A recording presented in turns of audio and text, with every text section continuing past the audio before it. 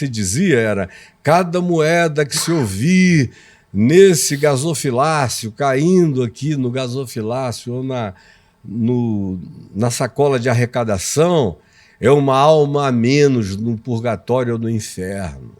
Então os caras tinham que botar dinheiro ali. Foi por isso que nasceu a Reforma Protestante com Martinho Lutero, que era um sacerdote católico, se insurgiu contra isto. Mas ele não propôs o resto, que veio depois. Ele iniciou um processo que, se ele estivesse vivo hoje e fosse meu contemporâneo, a gente estaria juntos contra o protestantismo.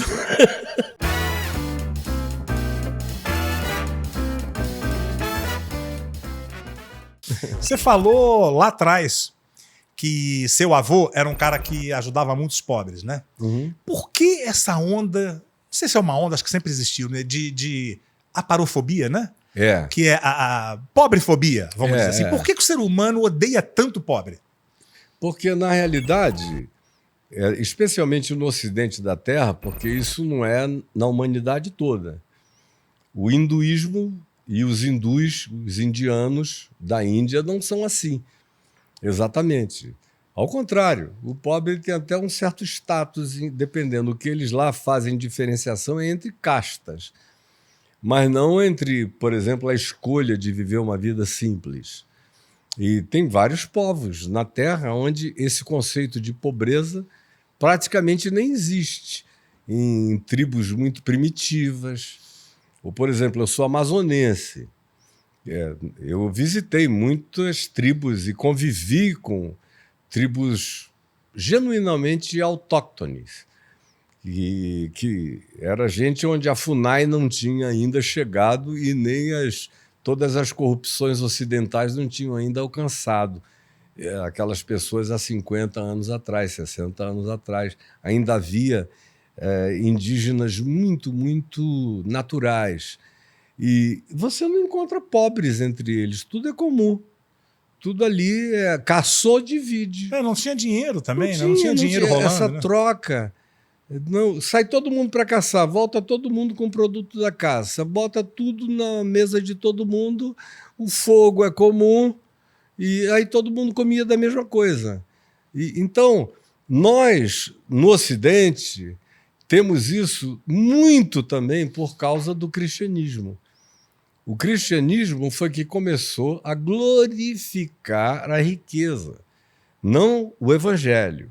Jesus disse: bem-aventurados os pobres, porque deles é o reino dos céus. É um pessoal despojado na terra e que aí fica com muito menos ilusão e se engana muito menos em relação ao significado das coisas e só lhes sobra o que é essencial para a vida. Agora, quando o evangelho foi cooptado no IV século e transformado em cristianismo, que não tem nada a ver com Jesus, é uma criação do imperador Constantino e daquele grupo que foi cooptado por eles e começou a receber benefícios, isenção de impostos, prêmios por determinadas atitudes.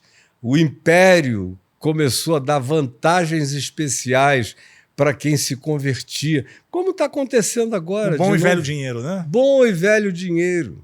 E agora a gente está vendo, no Brasil, essa constantinianização chegar violentamente. Eu estou denunciando isso desde os anos 70, em artigos meus que estão escritos aí em órgãos antigos, alguns já acabaram, como o Jornal do Brasil, e outros vigentes ainda, como o Jornal O Globo, onde várias vezes eu adverti sobre o processo de constantinianização da igreja. Então, nesse processo é que a riqueza passou a ser bênção de Deus, como entre os judeus dos dias de Jesus. O pobre, nos dias de Jesus, era desprezado, maldito, era um leproso social, do ponto de vista da religiosidade dos fariseus, dos saduceus, que eram todos os ricos da religião, diziam: nós somos ricos porque nós somos fiéis ao templo, ao dízimo, a religião não mudou nada nisso. Está tudo absolutamente igual, o povo é que tem uma ignorância enorme, não sabe. Todavia, vem desse tipo de relação entre Deus e a prosperidade material é que vem essa pobrofobia que a gente vê instituída. Não, isso aí é vagabundo. Eu ainda me converti num tempo e que aonde o pobre tinha que ser objeto de misericórdia, carinho, compaixão e ajuda. Eu passei a minha vida inteira criando organizações para socorro da pobreza, da ignorância, da falta de acesso a estudo, a ensino, a oportunidade. A maior parte da minha vida foi entregue a isso, a minha juventude, até há alguns poucos anos atrás, e até hoje é o que eu faço. Prioritariamente é para onde vai o meu recurso, meus bens, meu olhar. Primeiro vai nessa direção. Agora, isso virou uma coisa completamente desprezada pelo ambiente religioso. Veio a chamada teologia da prosperidade, só para concluir a tua pergunta. A teologia da prosperidade foi inventada nos Estados Unidos, mais modernamente, do século XX para cá, embora ela sempre tenha vigido durante todo o processo de 1.700 anos do cristianismo e, antes disso, no judaísmo oficial. Anti-Cristo, anti-Jesus, anti-evangelho, porque Jesus não era assim. Ele disse que foi enviado primeiramente para. Ele diz, está lá em Lucas, capítulo 4, verso 16. Eu fui enviado para os pobres. É a primeira frase dele de confissão de objetivos na Terra. Veja só onde a gente chegou. Mas a teologia da prosperidade, que é praticada hoje em dia em tudo que é grupo religioso, com exceção de algumas minorias, muito pequenas mesmo, dominou tudo. Teologia do domínio, que é poder político, e teologia da prosperidade, que é se você tiver dinheiro, é sinal da bênção de Deus. E se você é pobre, é sinal de que você está em pecado e amaldiçoado por Deus. Coisa horrível. É tenebroso. Coisa horrível. Daí você vê a suntuosidade dessas igrejas, né?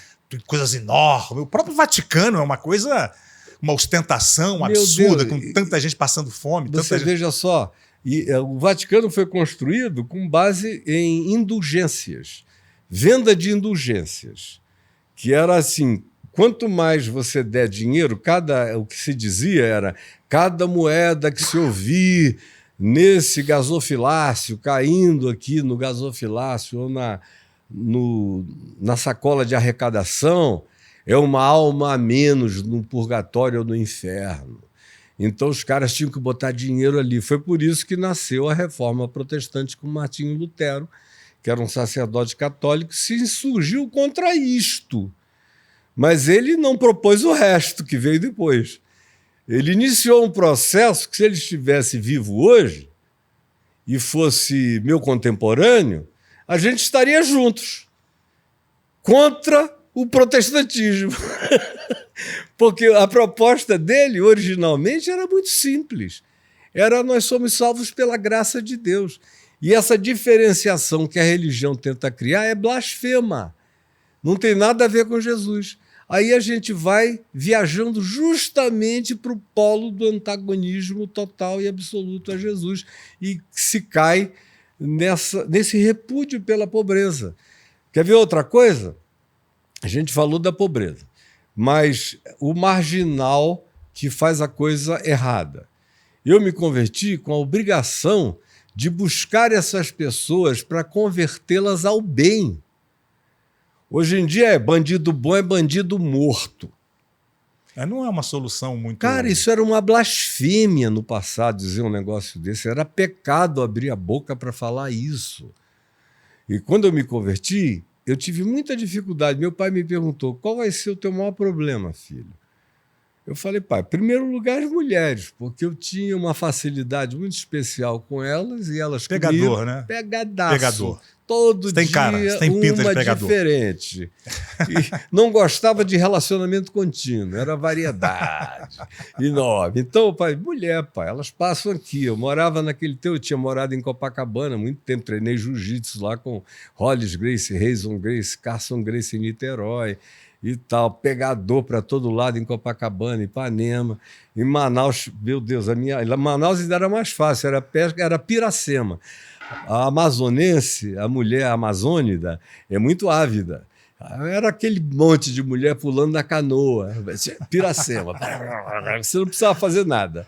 Eu falei, elas passam aqui de moto, na frente de casa, de biquíni, com esses contornos doidos. A tentação dizendo, é grande. oi, meu amor, vamos para o Igarapé, na floresta. Meu Deus, eu passei a vida sem precisar fazer esforço. Então, esse é o maior problema. E o segundo, eu falei, a igreja. Porque eu acho esteticamente feia, é socialmente horrível, e do ponto de vista intelectual, eu acho pavorosa, porque eles cultuam a ignorância e odeiam a ciência. É, tudo para manipular. Quanto mais burro, você vê o governo também, vários, né? Não investem em cultura, por quê? Porque o povo burro, ignorante, é muito mais fácil manipular, né? Uhum. Você vê o que está acontecendo nos Estados Unidos da América. Os Estados Unidos dos anos 50 eram um país muito mais evoluído do que os Estados Unidos da nossa década. Os Estados Unidos do Donald Trump. Por quê? Porque nos anos 50, os ares que ventavam lá eram áreas de renovação científica, intelectual. Os grandes movimentos estavam em estado de eclosão. As rebeliões humanas e saudáveis contra a guerra eles estavam saturados pela Segunda Guerra Mundial, pela bomba atômica. Então vieram os grandes pacifistas. Aí Martin Luther King queria um mundo igualitário. Depois os beatniks, os hippies, que já é a minha geração, eu sou um baby boomer, você também nasceu depois da guerra. Então somos classificados com essa categoria geracional. Então eu fui um original baby boomer, com todos aqueles desejos daquela geração pacifista, riponga. E depois veio o evangelho, e aí exacerbou com lucidez e consciência a partir de Jesus isso muito mais profundamente no âmago do meu ser. Agora, você vê nos Estados Unidos, desde que eles começaram com a teologia da prosperidade, que é uma invenção contemporânea americana, com o desenvolvimento sistemático que eles tentaram criar, um fabrico doutrinário, escolhendo textos aqui e ali da Bíblia. Isso é tudo do Velho Testamento, porque eles não se criam no Novo Testamento. Em Jesus não dá para criar uma teologia da prosperidade. Então eles têm que ir para Abraão, Isaac, Jacó, para as piores leis de Moisés, que também eles escolhem seletivamente as que vigem e as que não vigem, porque se forem adotar Moisés por inteiro, fica absolutamente insuportável. Até o Alcorão fica leve perto das leis de Moisés. Então, eles fabricaram a teologia da prosperidade, a teologia do domínio, isso foi crescendo e você vê, os que determinaram as tendências norte-americanas nos últimos 20 anos, sobretudo nos Estados Unidos, num processo de regressão, de emburrecimento inacreditável. Porque, por exemplo, a Califórnia parece outro país nos Estados Unidos, em termos de mente, desenvolvimento, abertura democrática. Os Estados Unidos você vê ali as beiradas, né?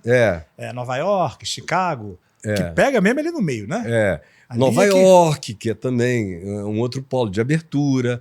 Agora, o meio e o Bible Belt até o sul, Flórida, para cima, cara, e aonde está a maior concentração de igrejas e de a maioria, né? Na verdade, é a maioria do maioria. país, né?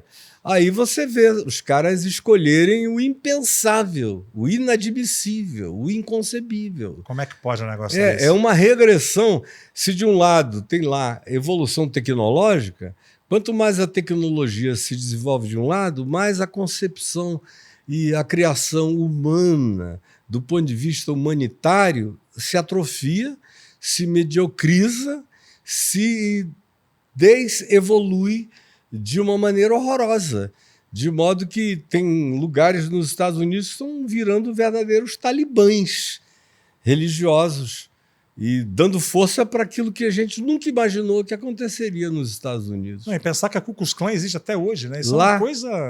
como apoio ao governo, aceito pelo governo.